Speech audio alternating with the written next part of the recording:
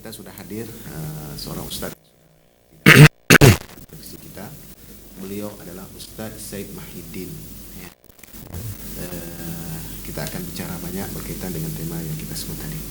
Nah, para mustajid ini yang Allah, tentu saja kita semua maklum bahwasanya persaudaraan sesama muslim itu adalah satu perintah yang sangat besar di dalam Al-Quran Al-Karim.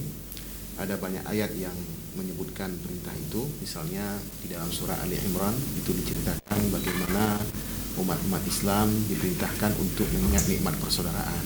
Ya.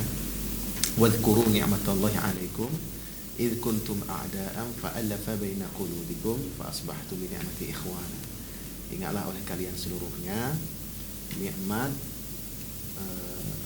yang Allah yang telah Allah berikan kepada kalian ketika dahulunya kalian akan bermusuhan, lalu Allah satukan hati kalian, maka jadilah kalian dengan nikmat persaudaraan itu menjadi bersatu, menjadi bersaudara. Jadi umat yang bersaudara. Baik, kita langsung saja kepada Ustadz Said Mahidin. Bagaimana kita menjelaskan tema ini, Ustadz? Ya. Assalamualaikum warahmatullahi wabarakatuh. Waalaikumsalam. Para pemirsa ACTV yang dirahmati Allah dan juga Ustadz yang saya muliakan. Ukhuwah ini memang itu sejak awal Islam itu dirawat betul oleh Rasulullah SAW sejak periode Mekah, ya. Jadi karena kekuatan umat Islam itu ada pada ukhuwah Islamiyah, ada pada persaudaraan. Persaudaraan inilah yang sebenarnya juga sampai sekarang sebenarnya harus wajib kita rawat. Sebagaimana pesan-pesan Al-Quran dan hadis misalnya. Nah, persaudaraan itu ada persaudaraan yang bersifat insaniyah. Nah, artinya semua manusia itu tidak boleh saling menzalimi, saling melakukan kezaliman. Kemudian ada persaudaraan yang paling penting adalah persaudaraan dalam konteks orang itu sudah mengucap 2 kalimat syahadat. Begitu seseorang mengucap asyhadu an la ilaha illallah wa asyhadu anna muhammadar rasulullah, maka Rasulullah menekankan haram darahnya, hartanya, kehormatannya. Nah, dari apapun. Makanya la tudlamu wa la yudlamun. Nah, kamu tidak boleh menzalimi dan kamu juga tidak boleh dizalimi oleh saudara kamu. Nah, oleh karena itu nah, persaudaraan inilah sebenarnya di dalam perjalanan Islam itu itu terpelihara terus sampai pada masa sekarang. Cuman mungkin dalam perjalanannya itu selalu ada masalah-masalah yang kita hadapi. Itu retaknya persaudaraan itu. Betul sekali. Jangankan sesama Muslim, sesama kita umat Islam. Satu keluarga saja kita mungkin adik kakak sering ada benturan-benturan. Nah, oleh karena itu upaya-upaya dari kita selalu harus merawat itu, menyadari bahwa itu adalah penting. Nah, kalau kita lihat pada masa sekarang ini adalah memang sebagaimana banyak pakar mengatakan bahwa yang titik lemahnya umat Islam sekarang itu adalah ada pada ukhuwahnya, pada persaudaraannya. Nah, baik di Timur Tengah maupun di Indonesia juga, di mana dengan itu sama, masalahnya sama. Nah, mungkin seandainya tidak sama, mungkin tidak ada ayat-ayat ukhuwah itu turun.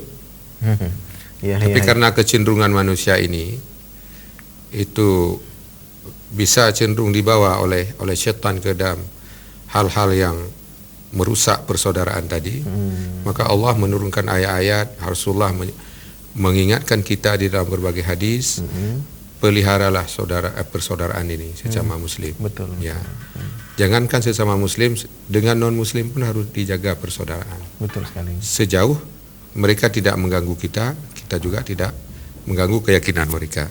Apalagi sesama muslim. Ya. Makanya konsep innamal mu'minuna ikhwatun atau ikhwah, itu adalah memang konsep yang harus selalu kita pegang teguh.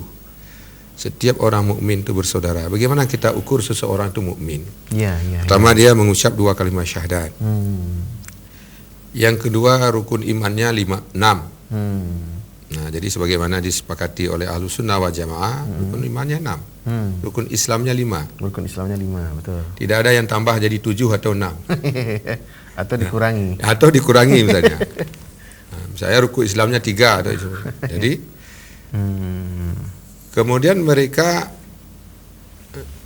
menyetujui bahwa kiblat kita adalah Mekah Ka'bah atau Mekah Al-Mukarramah. Iya, betul. Dia setiap salat dia kiblat ke sana. Kemudian bentuk-bentuk yang pokok-pokok usuluddin.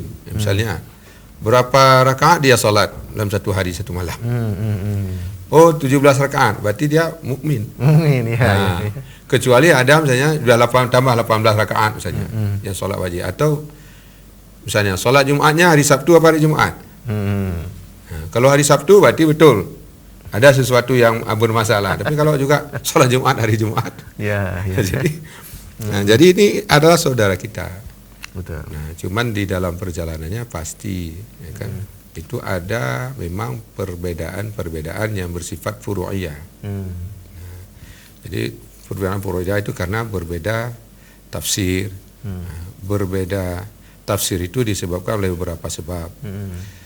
Bisa jadi kapasitas orang yang menafsirkan, kemudian waktu, kemudian kondisi. Nah, misalnya begini.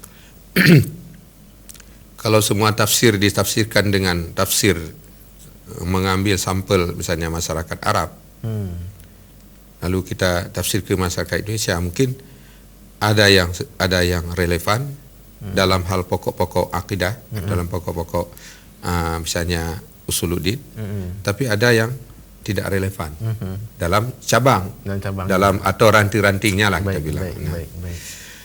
Jadi perbedaan ini adalah sesuatu yang rahmat. Makanya Rasulullah al-ikhtilafu ya kan li ummati rahmah, itulah dia. Artinya ada perbedaan-perbedaan di dalam masyarakat ini, perbedaan tafsir, perbedaan pemahaman yang sifat-sifatnya adalah ranting-ranting saja itu dijadikanlah sebagai kekayaan khazanah kita. Dengan bagaimana membangun, menghargai orang yang berpendapat, tidak mencela, tetapi kerangka yang paling besar di dalam kehidupan kita sesama muslim ini adalah persaudaraan tadi. Baik, Ustaz, kita akan lanjutkan setelah pesan-pesan berikut ini.